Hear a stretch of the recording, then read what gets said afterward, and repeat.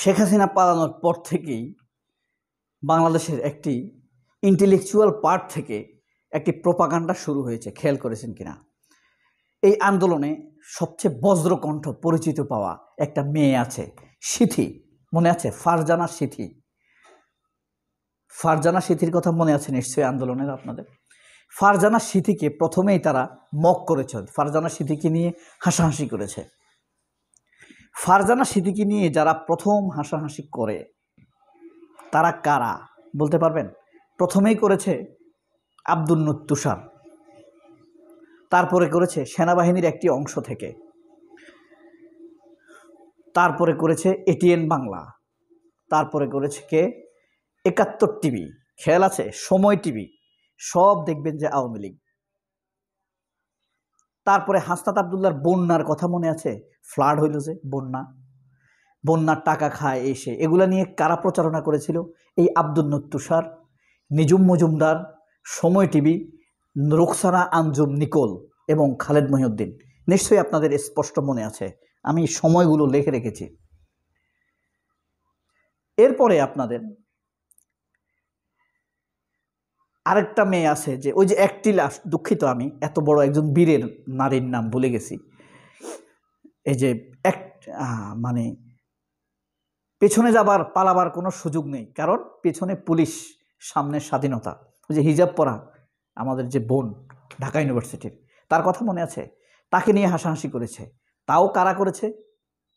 এই এটিএন এবং ঢাকা পোস্ট, আজকের পত্রিকা, তারপরে যমুনা টিভি, তাদেরকে নিয়ে হাসাহাসি করেছে।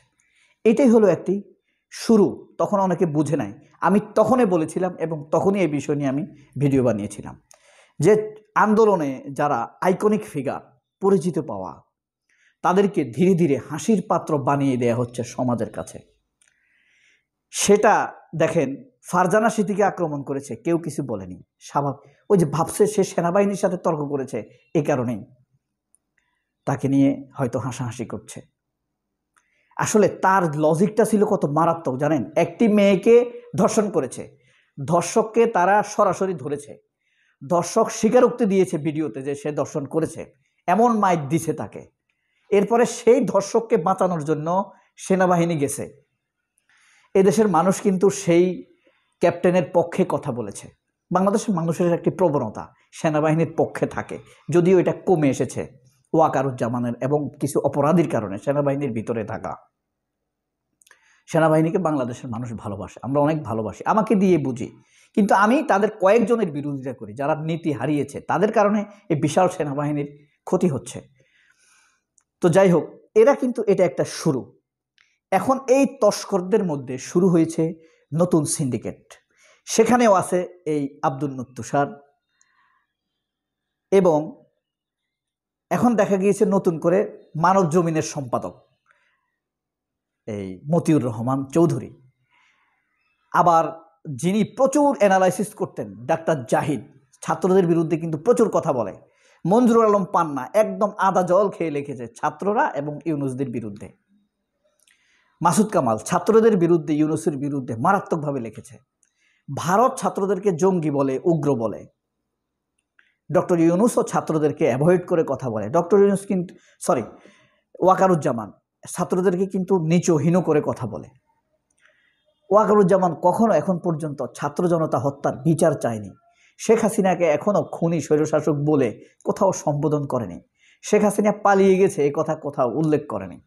ওয়াকারুজ্জামানের জিনিসটা কিন্তু খেয়াল করবেন। সে কিন্তু আমাদেরকে, এই বাংলাদেশের মানুষকে করুণার স্টাইলে কথা বলে। সে বলে ডক্টর ইউনুসকে আমরা সহযোগিতা করছি, you should help him, you are under of doctor Yunus. Waker-uz-Zaman কিন্তু ইউনুসের অধীনে, তার 12 গ্রেড নিচে, অর্থাৎ ডক্টর ইউনুসের থেকে 12 হাত দূরে তার চেয়ার পাওয়ার কথা। একসাথে যদি কোনো মিটিং হয় জাতীয় এজেন্ডা ভিত্তিক, 12টি পদ নিচে ডক্টর ইউনুসের চাইতে। অস্ত্র আছে তার হাতে, লেফটেন্যান্ট কর্নেল আছে, ট্যাঙ্ক আছে।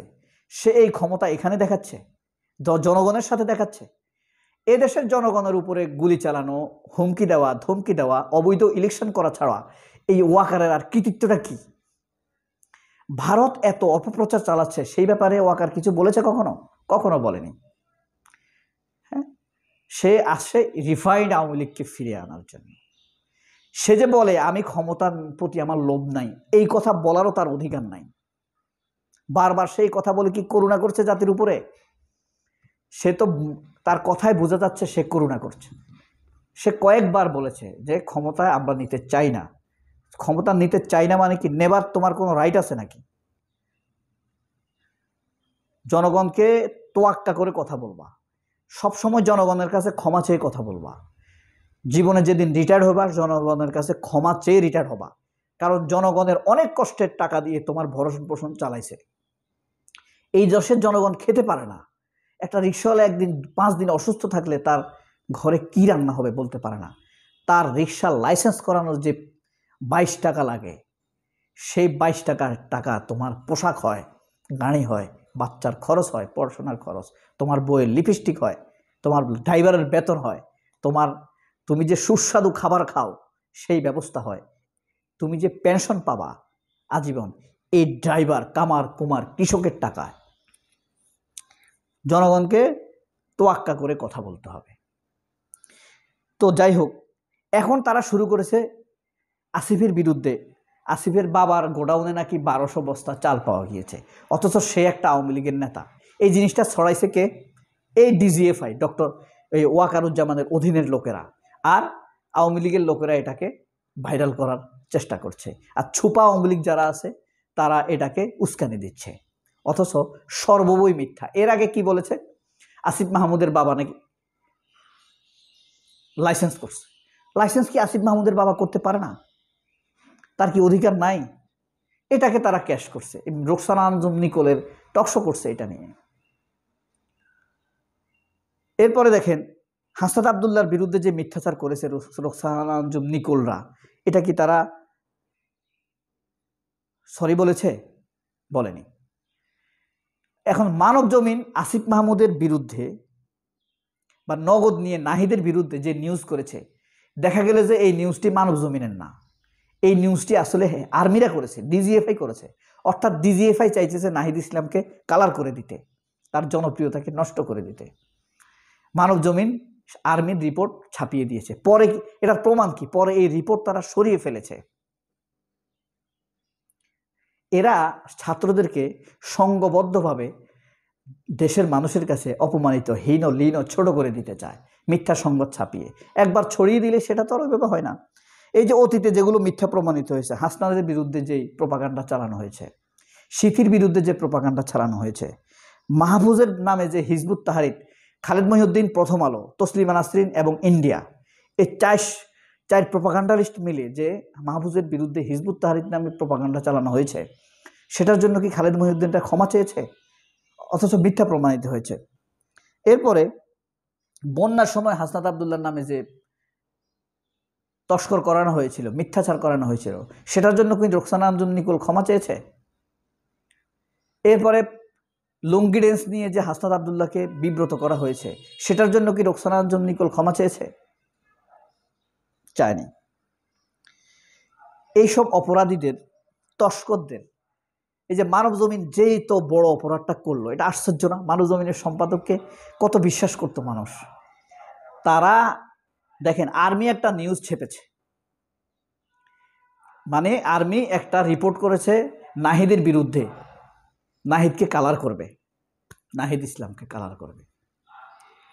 সেই রিপোর্টের সাথে এটা একটা রিপোর্ট, এটা কোনো, সেই রিপোর্ট মানব জমিনকে দিছে, মানব জমিন ছেপে দিয়েছে।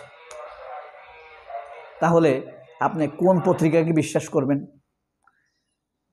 এই কারণেই এরা সবাই মিথ্যা বলে বলেই আমার দেশ এত জনপ্রিয়, কনক সারোয়ার এত জনপ্রিয়, পিনাকি এত জনপ্রিয়, এবং ইলিয়াস হোসাইন এতটা জনপ্রিয়, তাদেরকে এতটা বিশ্বাস করে, কারণ তাদের কথা দেরিতে হলেও দেখা যায় সঠিক প্রমাণিত হয়। সবাই অনেক ভালো থাকবেন। আল্লাহ হাফেজ। আসসালামু আলাইকুম।